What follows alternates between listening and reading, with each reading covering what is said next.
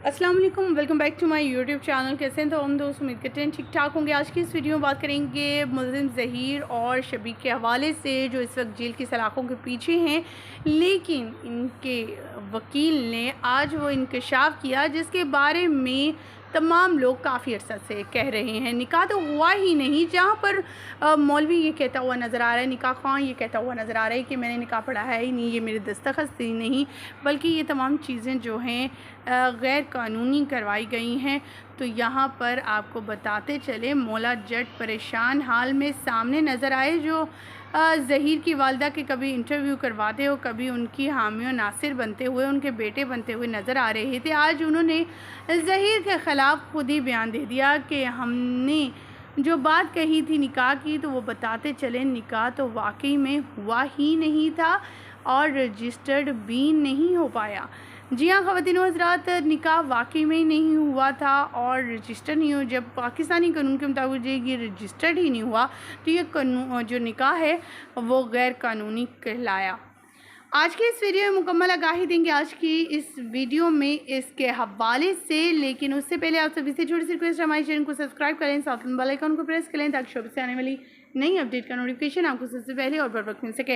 अब चीखों की आवाज़ इस अदाकारा की और मौला जट की दूर दूर तक जा रही है, क्योंकि ज़हीर और शबीर तो जो हैं जेल की सलाखों के पीछे हैं और उन्हें अपनी सारी उम्र वहीं पर निकालनी है। सो इस वजह से इनके घर वाले जो है वो आहुजारी कर रही हैं। कभी शहबाज शरीफ से इल्तिजा करते हैं इनकी वालदा, तो कभी कहती हैं मेरे बच्चों को बचा लो वरना मैं मर जाऊंगी। तो सोचिए, अगर इनके बच्चों को बचा लो तो ये मर जाएंगी, तो सोचें उस बच्ची के साथ जो इतने देर से ज़्यादती हो रही थी, 2.5-3 माह से जिस बच्ची को अपने वालिदैन से दूर रखा जा रहा था, 2.5 माह से बच्ची जो है वालिदैन उसकी शक्ल नहीं देख पा रहे थे, तो आज ये एक माँ में ही हिम्मत हार गई हैं और रोती बिलबिलाती हुई दिखाई दे रही हैं। उस माँ की कभी आहुज़ारी सुनी नहीं।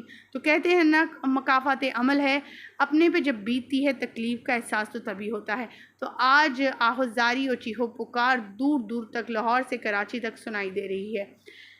निकाह के हवाले से कि निकाह जो निकाह खां हैं जो आपने बताए थे, वो तो मुकर गए हैं। वो तो कह रहे हैं कि हमने निकाह पढ़ाया ही नहीं है, मैंने निकाह नहीं पढ़ाया, मेरे से ज़बरदस्ती बस साइन करवाए गए हैं। तो आप इस हवाले से क्या कहेंगे? तो उसी का जवाब देते हुए मुख्तलिफ जो तौजीहात पेश कर रहे थे जब अली जाफ़री साहब, तो उन्होंने कहा कि जो निकाह हुआ है वो एक कार्रवाई होती है, जो एक बोल के आपस में निकाह किया जाता है, वो मियाँ-बीवी बन गए हैं, लेकिन अभी तक हम उसका निकाहनामा जो है वो रजिस्टर नहीं करवा सके। ये एक बड़ा बयान है जो उन्होंने कहा है कि निकाहनामा रजिस्टर नहीं हो सका। अगर इसको थोड़ा तोड़ा जाए, इस बात का पोस्टमार्टम अगर किया जाए, तो हमें पता चलता है कि निकाहनामा रजिस्टर ना होने का मतलब जो है वो ये है कि लीगली ये निकाह नहीं हुआ। पाकिस्तान के कानून के मुताबिक ये निकाह वैलिड नहीं है। किसी जगह पे इसको बतौर कानून पेश ही नहीं किया जा सकता पाकिस्तान के अंदर। जिस तरह से अगर निकाह ना हुआ हो तो वो बीवी समझ के उसके नाम पे कोई चीज़ नहीं ट्रांसफ़र की जा सकती, तो ये निकाह ही कंसीडर नहीं होता। तो ये अली जाफ़री ने खुद अपने इंटरव्यू के अंदर जो है वो एतराफ़ कर लिया है कि ये निकाह जो है ये रजिस्टर नहीं हुआ। ये किसी जो पाकिस्तान की काउंसिल है जहाँ पे निकाह रजिस्टर होते हैं, वहाँ पे ये रजिस्टर अभी तक नहीं करवाया गया है। और उन्होंने कहा कि हमें मौका नहीं मिल सका या हम नहीं करवा सके। जो भी वजह उन्होंने बताई, जो भी तौजीहात दी, वो सारी तो आगे फिर फ़ुज़ूल साबित हो जाती है जब उन्होंने एक लीगल काम नहीं किया। वो सारा शुरू से कह रहे हैं जी बच्ची अपनी मर्ज़ी से आई, उसने कहा मैंने वापस नहीं जाना, मैं शादी करूँगी ही करूँगी। तो फिर मजबूरन निकाह करना पड़ा, बड़ा भागम-भागम उनका निकाह हुआ। बाद में कोई 2 महीने बाद वीडियो भी आ गई, वो पता नहीं पहले की थी असल जब उन्होंने ये करवाया था, पढ़ाया था, या बाद में वो कबूला कहलवा के वीडियो बना ली और वो रिलीज़ की। लेकिन जो भी मामला रहा होगा, असल हकीकत यही है कि निकाह जो है वो रजिस्टर नहीं है, निकाह जो है वो वैलिड नहीं है। निकाह पाकिस्तान के कानून के मुताबिक जो इदारे होते हैं उनके पास रजिस्टर नहीं करवाया गया। बच्ची की उम्र तो पहले ही 15 साल से कम थी जब निकाह हुआ है, वो तो बनता ही नहीं था निकाह वैलिड, वो निकाह हो ही नहीं सकता था पाकिस्तान के कानून के मुताबिक। ये कह रहे हैं जी बच्ची 18 साल फिर 17 साल जी बच्ची बालिग है कानून के मुताबिक। ये जो निकाह रजिस्टर नहीं करवाया, इससे साफ पता चलता है कि इन्होंने निकाह रजिस्टर, अगर ये हुआ भी था वक़्त पे, तो रजिस्टर करवाया ही नहीं इस वजह से, क्योंकि इनको पता था कि जब हम जाएँगे रजिस्ट्रार के पास ये रजिस्टर कराने के लिए, तो उसने सबसे पहले एतराज़ लगा देना है कि बच्ची की उम्र ही पूरी नहीं है। बच्ची का अगर 18 साल लिखे, उसकी शनाख्ती कार्ड नंबर दें, तो शनाख्ती कार्ड नंबर तो है ही नहीं था वहाँ पे। उन्होंने उसके बगैर शनाख्ती कार्ड नंबर के बगैर निकाह रजिस्टर नहीं करना था। जब शनाख्ती कार्ड नंबर देते ये तो ज़ाहिर बात है वो पता चल जाना था बच्ची जो है अभी नाबालिग है, बच्ची का निकाह हो नहीं सकता, उसके साथ हम ये जुल्म नहीं कर सकते। तो उन्होंने अपनी ये सारी बातें छुपाने के लिए निकाह पढ़ा दिया है हमें बगैर शनाख्ती कार्ड नंबर के, बगैर उम्र वेरीफाई किए। बस जी जाफ़री साहब से जब सवाल किया गया कि उस वकील ने नहीं देखा निकाह पढ़ाते हुए कि बच्ची छोटी, तो जाफ़री ने कहा कि नहीं जी उसने देखा था, बच्ची लग तो 18 साल की रही थी। तो आगे से जब उनसे सवाल किया गया बच्ची तो अब भी 18 की नहीं है। बच्ची की उम्र तो अब भी जो पता चली है वो यही है कि 15 से यानी कि 14 से 15 साल के दरमियान है। तो जाफ़री साहब वहाँ मुकर गए, वहाँ बातें और शुरू होगी कि देखें जी वो 16 साल की है बच्ची, अगर 2 दिन उसके कम होंगे तो वो कौन सा सीधा पंघूड़े में चली जाएगी। भई आप कानून को पंघूड़े में बैठा हुआ कोई बच्चा समझते हैं कि एक कानून है ना कि आप एक लकीर होती है बॉर्डर पे, उस लकीर के उस पार आप इंडियन है, इस पार आप पाकिस्तानी, उस पार कोई जुर्म करेंगे वो इंडिया की कोर्ट के अंदर चलेगा, इस पार करेंगे वो पाकिस्तान की कोर्ट में पाकिस्तान के कानून के मुताबिक चलेगा। एक लकीर होती है कानून जो है, जो एक सच और झूठ के दरमियान एक बड़ा बारीक सा जो धागा होता है, जो वो कानून होता है, जो इसको अलग-अलग करता है।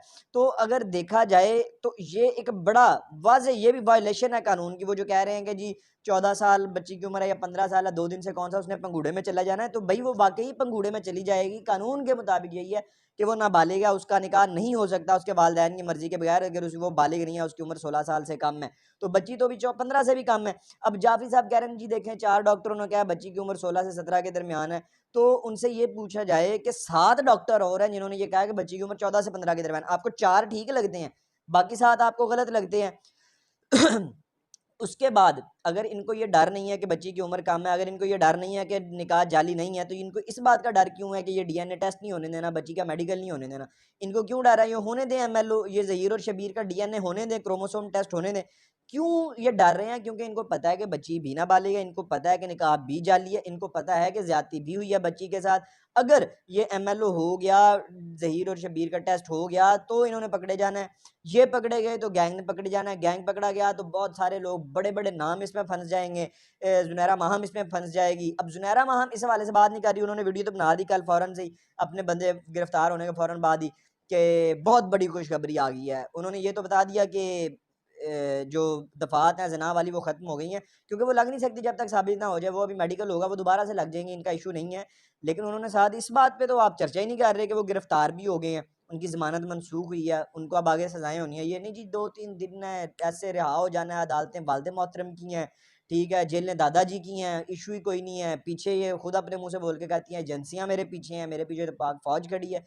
पाक फ़ौज जैसे अज़ीम इदारे को बदनाम करती हैं जैसी औरतें आके, इस वजह से जो है वक़ार मजरूह होता है हमारे इदारों का। आखिर में यही कहना चाहेंगे कि अल्लाह ताला से दुआ है कि अल्लाह ताला मेहदी अली काज़मी को उनके काम में, उनके नेक काम में, मकासद में जो है कामयाब करे, उनकी बेटी उनके पास हो। आमीन। मुझे यहीं पर दीजिएगा इजाज़त। कमेंट सेक्शन में आप भी कमेंट सेक्शन में अपनी कीमती राय से ज़रूर आगाह कीजिएगा।